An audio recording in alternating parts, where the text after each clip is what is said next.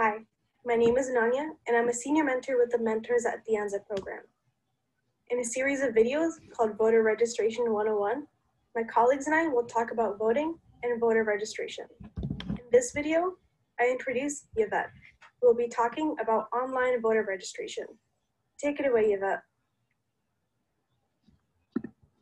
Thank you so much, Ananya. My name is Yvette Reyes. I'm a second-year political science student. I'm also a peer mentors at the Anza. And today I'm going to talk about voter registration and voter education. So the main purpose of this video is to educate you about the different qualifications to vote, encouraging people to vote, and also predict deadlines and other information you should know for the upcoming election. So first things first, eligibility requirements. I'm just going to read off a short list of the requirements. I'm going to read it off right now. You just have to be a U.S. citizen or resident of California if you want to register under California state.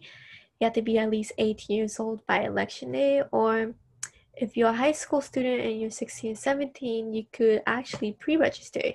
It's the same application as the normal registration process.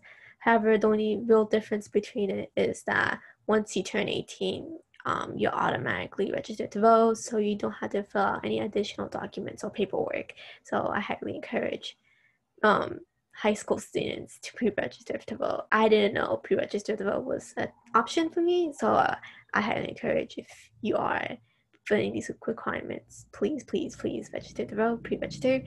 And the last requirement I'm going to talk about today is not currently in a state, federal prison or on parole for felony. So I think it's safe to say that'll be a good majority of us that's watching this video right now. If you do fit these requirements and you want to register to vote, where do you go for the application? Good question. I provided a link on the slide, www.vote.org. That's where you can register to vote online anywhere in the United States. And for California, if you want to register online, you need to submit that electronically before October 19, 2020. So that falls on the Monday.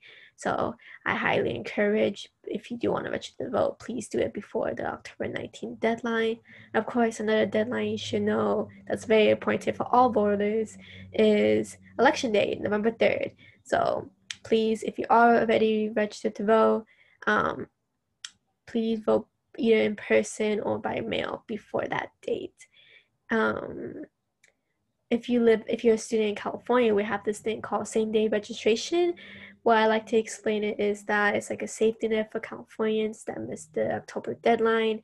You could complete your registration process and vote at the same time at your county elections office, polling place, or voting center within the 14 days leading up to the election. However, maybe you don't know, or maybe you don't remember if you registered to vote, or maybe you want to change a few information about it. I highly recommend to go through that same link I talked about earlier, www.vote.org. You'll be able to check your voter registration status and check what information you put on your application. For this next section, actually, I'm going to be breaking down the voter registration application. It's the same thing for online and the paper document if you do it in person. So section 1, qualifications, just state that you fit the qualifications. Here's the list again if you need to review it. Just please reread it. Of course, like I said, 16 or 17-year-olds, you could pre-register to vote. That's an option for you guys as well. Section 2, your legal name. So you have to fill out your first, middle, and last name, and that includes any suffix you have in your name. And the third section is the identification information section. That's where you put your date of birth, driver's license, state ID, last 4 numbers of your social security card if you have one, and then your place of birth. So if you were born in the United States, you put that information. If you were born in a different country, that's where you also put in that different information too.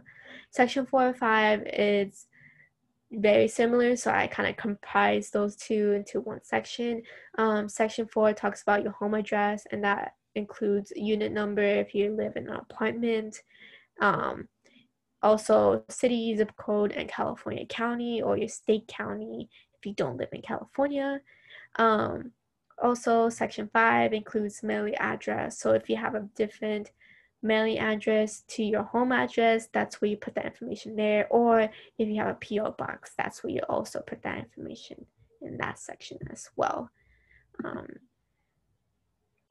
Next section, oops, sorry, went too far.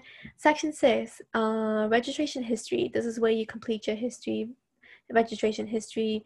If you are re-registering, like if her legal name, previous address, and then previous political party preference.